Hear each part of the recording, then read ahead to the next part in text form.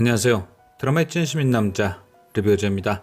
시청률 20% 돌파를 눈앞에 두고 있는 재벌집 막내 아들. 오늘 방송된 9화에서는 저번 주부터 시작된 순양과 승계 전쟁의 서막, 진화영이 순양 유통을 뺏기 위한 진도준의 한판 승부가 계속되었는데요. 원작 속 진도준은 어떤 단계로 순양가를 집어삼켰는지 모르지만 드라마 속 진도준의 모습은 진화영부터 시작해 진동기, 진영기로 차근차근 밟아 올라가는 모습을 보일 듯합니다. 10회 예고편에선 진동기와의 한판 승부가 예정되어 있는 듯하니 말이죠. 하나하나 계단을 밟아 올라가듯 위로 가는 진도준.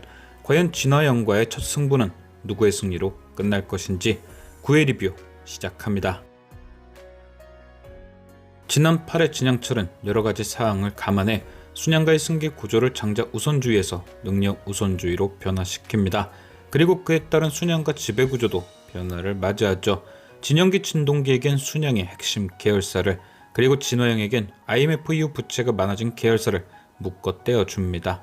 덕분에 진화영은 오빠들인 진영기 진동기에게 갚아야 할 채무가 생기고, 그걸 갚기 위해 미라클의 돈을 빌리려다 진도준이 파놓은 함정에 멋지게 빠져버렸죠. 이름하여 주식지옥.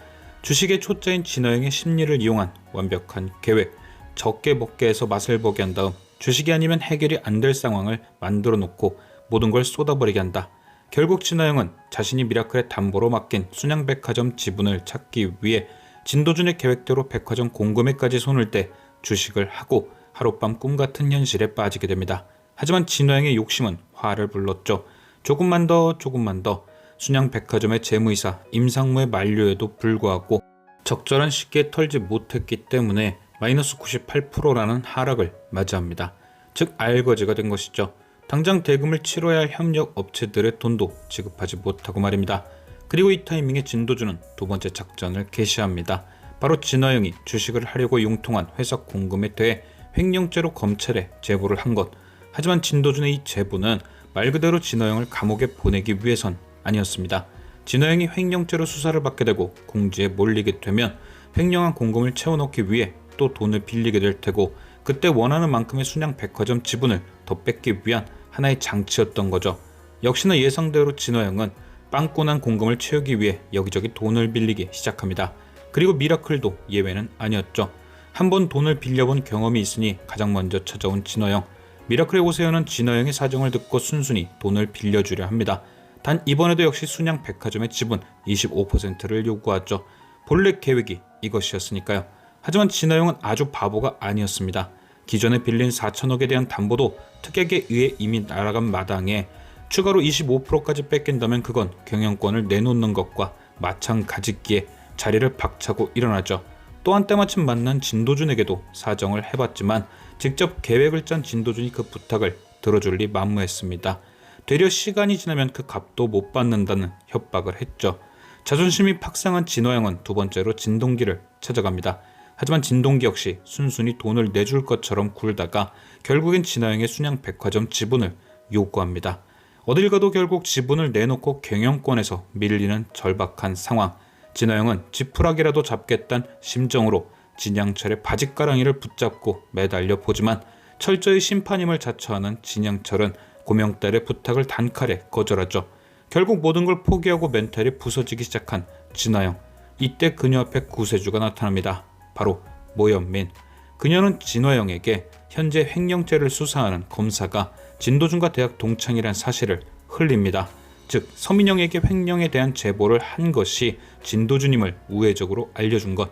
순간 진화영의 머리는 팽팽 돌아갑니다. 그리고 서민영과 만난 자리에서 역전이 가능한 시나리오를 쓰기 시작하죠. 그건 바로 이 모든 게 진도준이 순양 백화점을 날로 먹기 위해 짠 계획이며, 그 제보 역시 허위 제보라는 사실. 진화영은 이렇게 위기를 벗어납니다. 그리고 이후 진도준과 만난 자리에서도 이전과는 다른 여유 있는 모습을 보이죠. 돈 될 만한 건 다 내놨으니 두 달이면 모든 게 해결된다고 큰 소리까지 치면서 말입니다. 이때 진도준은 진화영에게 명언을 뱉어냅니다. 고모에게 두 달은 옷차림이 바뀔 시간이지만 대금을 못 받은 저들에게 두 달은 급속도로 가난해질 시간이다. 사실 이 명언에는 모순이 있습니다. 바로 그들이 대금을 못 받게 된 원인이 진도준의 계획이란 거죠. 진화영을 잡기 위한 계획의 피해자들. 사실 이 부분이 조금 아쉬웠습니다. 차라리 이런 명언 없이 독하게 밀어붙였다면 나았을 텐데 진도준의 정의감을 살리기 위한 대사 한 줄이 모순을 만들었으니까요. 하지만 진도준은 일이 이렇게까지 될지 몰랐던 거겠죠. 횡령죄로 고모를 압박하고 계획대로 1,400억의 지분을 빼앗았으면 협력업체들은 기한 연장 없이 대금을 정산받았을 테니까요. 모현민이란 변수가 지금의 상황을 만든 거겠죠. 아마 그래서 진도준도 마음이 급해졌을지 모릅니다. 빨리 계획을 완성시켜야 협력업체들도 편해질 수 있을 테니 말이죠. 그래서 진도준은 진양철에게 맡겨놨던 소원권을 사용합니다. 바로 지분과 상관없이 진화영을 당장에 끌어내릴 헤이만을 주총해서 처리하는 거죠. 물론 그 헤이만은 진화영의 횡령죄가 입증돼야 통과가 되는 것이고요. 그래서 진도준에겐 증거가 중요해집니다. 진화영이 횡령을 제시했다는 증거가 있어야 법적으로 처벌도 받게 하고 모든 걸 제자리로 돌려놓을 수가 있으니까요. 반면 진화영은 그 반대죠. 증거가 나오지 않아야 진도준을 허위 제보로 엮어서 날려버리고 자신은 임상무를 방패로 빠져나오면 되니까요. 결국 두 사람에게 가장 중요한 게 임상무가 돼버린 것, 직접 명령을 받은 장본인 즉 증거인과 동시에 대타기도 하니까요. 그런데 진화영은 이런 중요한 인물에게 대놓고 대타를 권유합니다. 사실 권유라기보단 그냥 해 이거였죠. 둘 사이의 신뢰가 어느 정도인지 모르겠지만 너무나도 당당하게 1,400억 횡령을 뒤집어 쓰라는 진화영. 하지만 임상무는 그런 명령이라도 영광이라고 생각합니다. 진도준이 임상무를 만나 증언을 부탁할 때 그녀는 그 대타를 별을 단다 라고 말할 정도였으니까요. 부하와 상사와의 신의, 자신의 미래를 책임져 줄 것이란 기대감, 진도준도 아는 마음이죠. 그가 유년우였을 당시 꼭 그런 마음이었으니까요. 하지만 진도준은 그 끝 또한 알고 있죠. 처절하게 버림받아 봤으니 말입니다. 그래서 진도준은 자신이 느꼈던 그 배신감을 그대로 전해줍니다. 일종의 거울 치료죠.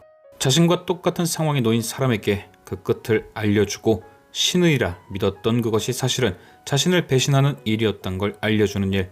결국 진도준의 거울 치료는 효과가 있었습니다. 임상무가 오세연이 기다리는 주총장에 나와 주었으니까요. 하지만 진화영은 임상무를 믿지 못하고 그녀를 빼돌립니다. 주총장에 나타나지 못하도록 잡아두려는 것이었죠. 하지만 모든 건 진도준의 계획대로 될 겁니다. 임상무는 잡혀갔지만 그녀의 목소리는 서민영에게 먼저 도착했을 테니까요. 바로 횡령을 제시하는 진화영의 목소리가 담긴 녹음기, 즉 진도준의 허위 제보에 대한 증거가 아닌 진화영의 횡령 증거이자 진화영이 말한 진도준이 순양 백화점을 노리고 모든 걸 꾸몄다는 제보가 허위 제보라는 증거, 즉 9회 마지막 서민영의 등장은 사기적 부정거래 혐의에 대한 허위 제보를 한 진화영을 잡기 위해 온 것이고, 결국 진도준은 원하던 대로 추가 지분 25%를 얻진 못했지만 순양 백화점의 대주주는 된 것이죠. 이렇게 해서 결과는 진도준의 승. 하지만 이번 싸움을 통해 그의 목적이 드러난 만큼 적들도 발톱을 드러내게 됩니다. 아직 이 피록의 발톱은 잠잠하지만 모현민의 발톱은 진도준을 핥히고 있죠.